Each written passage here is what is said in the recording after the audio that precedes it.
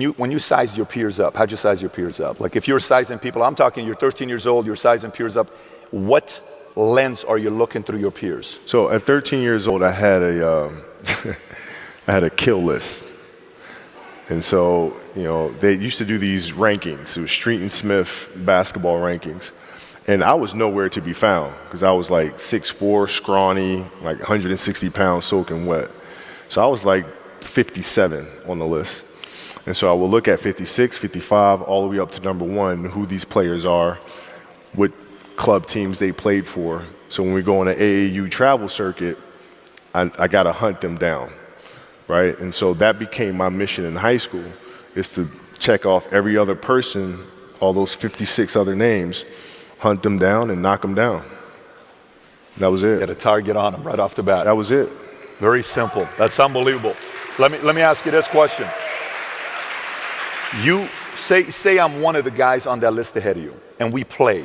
What are you doing to get a feel? Is your mind like, are you asking, let me see if this guy's better than me in this side and this side and this side? Or are you just going saying, I'm going to kill this guy? Well, it depends what year. So like at 13 years old, you know, I played the longer game because my game wasn't about being better than you at 13. It was to be better than you when, you know, the chips are really on the line. So when we played at 13, I would size you up and see what your strengths and weaknesses are. How do you approach the game? Are you silly about it? Are you goofy about it? Are you good at it just because you're bigger and stronger than everybody else? Right? Or is there actually thought and skill that you put into it? Right? And when I'd play to my weaknesses.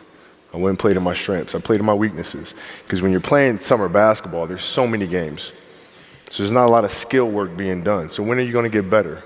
Right? When you're playing in competition situations, you're only playing to your strengths. Why? Because you want to win. Right? So what I would do, I was work on the things during those games that I was weak at. Left hand, pull-up jump shot, post game. Right? So I have a strategy. And so then fast forward to when I'm 17 and my game is completely well-rounded, and that player at 13 that I saw at 13 is still doing the same shit at 17, now you got a problem. That's right. You got a problem. And you saw that. You got a problem. And by the way, let me ask you, so that's high school. You go into the league.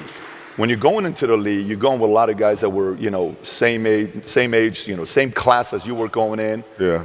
Were you sizing those guys at the same exact way as you did in high school? I did, but you know, in the NBA, it was actually easier. Because what I found in the NBA is a lot of guys played for financial stability. And when they came to the NBA, they got that financial stability. So therefore, the passion and the work ethic and the obsessiveness was gone. So I'm looking at that, I'm like, oh my God, it's gonna be like taking candy from a baby. No wonder Mike wins all these fucking championships.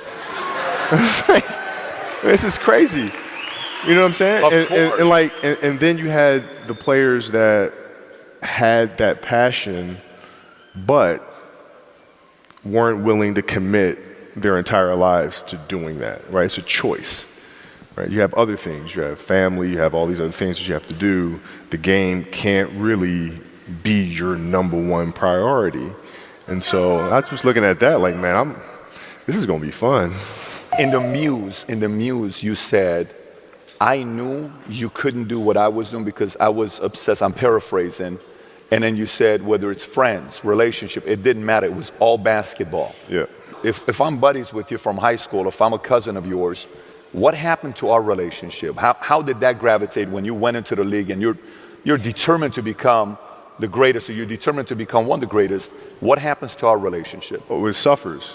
It does suffer. Oh, yeah. Okay. Yeah. And you understood that. You were okay with that. Well, yeah. And the people that love you, like friends and family, like they know that about you. Got it. So they let you be you. And when you reconvene, you know, you pick back up where you left off. Mm-hmm. But make no mistake about it, everything in between is lost, right? So those long-term relationships, the commitment of time of, taking vacation. Like I see a lot of players take vacations with other players that are close friends. And they'll just take vacations just to take vacations, or just hang out just to hang out. Like I never did that. But it was a choice. Not though? Why didn't you do that? Well, because when I retire, I didn't want to have to say, I wish I would have done more. I don't want that. You know, I don't want that.